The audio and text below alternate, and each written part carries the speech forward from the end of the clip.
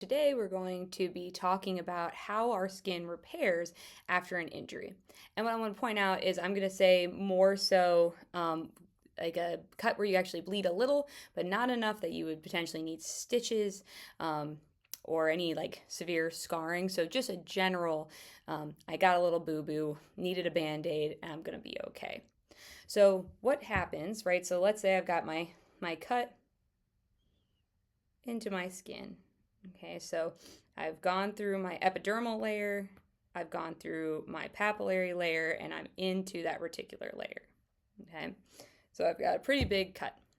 The first thing that my body is going to do is it's going to activate the immune system.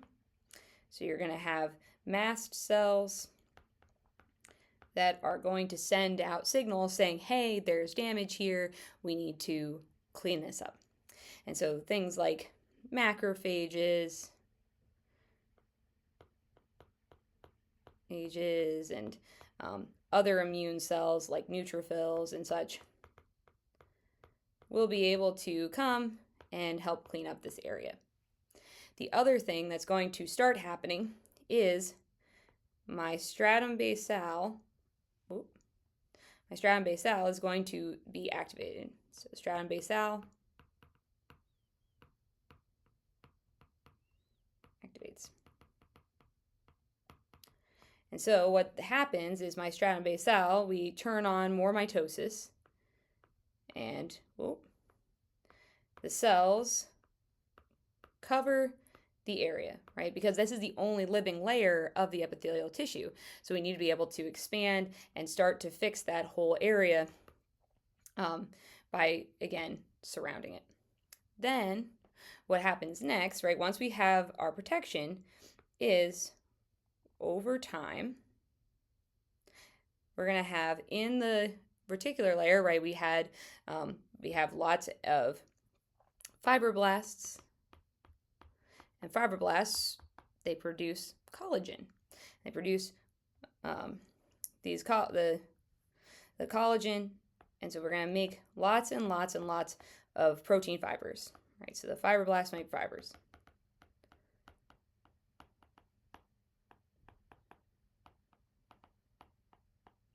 And these fibers will ultimately produce so much of them that it's going to push that layer up.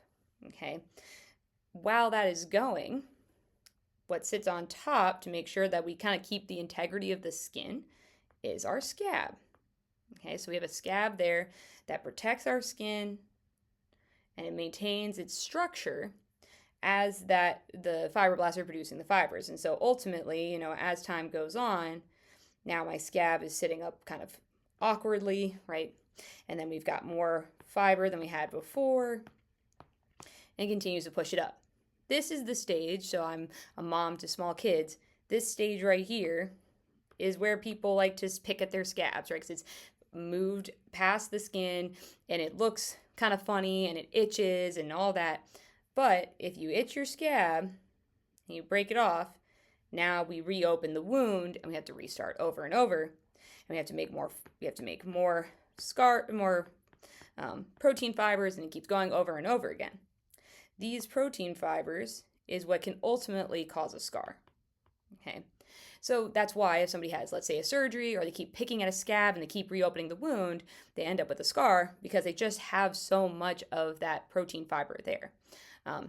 Because again, if you get a much deeper wound, they have to cut through you to go do its surgery, you're just going to end up having a lot more of that fiber needed to be able to recover the tissue back to its normal structure. But anyway, I hope this helps with